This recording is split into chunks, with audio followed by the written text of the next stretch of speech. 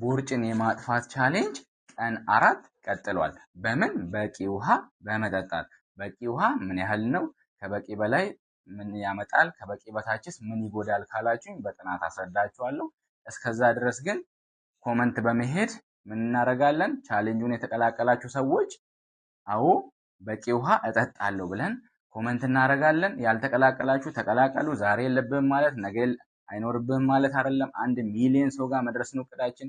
ለ1 ሚሊዮን ሰዎች ቦርጭ፣ ክብደት መቀነስ፣ ግፊት፣ ስኳር፣ ኮሌስትሮል የማይተላለፉ በሽታዎችን የመቀነስ ነው ፕላናችን። እናንተ እስከ ጥግ አግዙን፣ እኛም እስከ ጥግ እናግዛችኋለን። ቀላል ነው። ላይክ፣ ሼር፣ ኮመንት፣ ሪፖስት፣ ኮፒ ሊንክ ማድረግ ነው ከእናንተ የሚጠበቀው። እኛ ደግሞ እውቀታችንን መስጠት ነው። ሌሎች ባለሙያዎችም እየመጡ ነው። ትዕግስት ይኑራችሁ። በደንብ እስከ ጥግ ድረስ እንሄዳለን። ወደ መልሱ ስመለስ ደግሞ 3 ጥናቶችን ለማየት ሞክሬያለሁ። ፐብሜድ፣ ሊፒንግ ኮት እና አይሪስ። ፐብሜድ 35.5 ኤምኤል ፐር ኬጂ ሪኮመንድ ያደርጋል።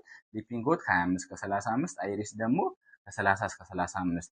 እኔ የመረጥኩላችሁ 35.5 ኤምኤል ፐር ኬጂ ነው። ያ ማለት 100 ኪሎ ግራም የሆነ ሰው ከሆነ 3.5 ሊትር ማለት ነው። በቀን ውስጥ ስፖርት የሚሰራ ከሆነ 500 ይጨምርበት። ይሄንን ሁላችሁም የራሳችሁን ካልኩሌት ማድረግ ትችላላችሁ። ግን ይሄን ማድረግ ለምን ይጠቅመኛል ካላችሁኝ አንደኛውና ዋነኛው ጭንቀታችን እንዲቀንስ ያደርጋል ውሃ።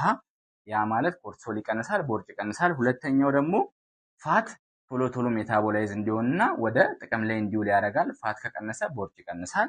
ሶስተኛው ረሃባችንን እንድንቆጣጠር ያደርገናል። ስፔሻሊ ይሄን መመክራችሁ ከ20 ወይም ከ30 ደቂቃ በፊት ምግብ ከመብላታችሁ 1 ብርጭቆ ወይም 2 ብርጭቆ መጠጣት አንገራችንን ይቀንስና ከምንፈልገው ከሚጠቅመው ምግብ ብቻ መረጥ አድርገን በልተን እንድንተው ሌላውን ያደርጋል።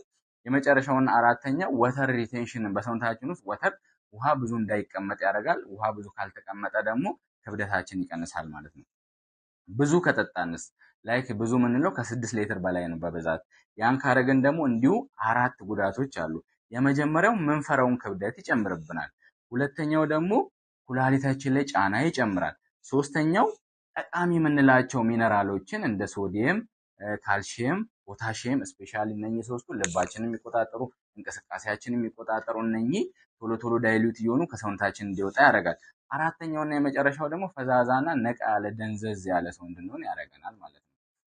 ይህንን ይመስላል። የበለጠ መረጃዎችን በላይቭ ማግኘት ትችላላችሁ። ጥያቄያችሁን ኮመንት ላይ ጻፉ። አዎ አቁመናል ብለን ጻፉ።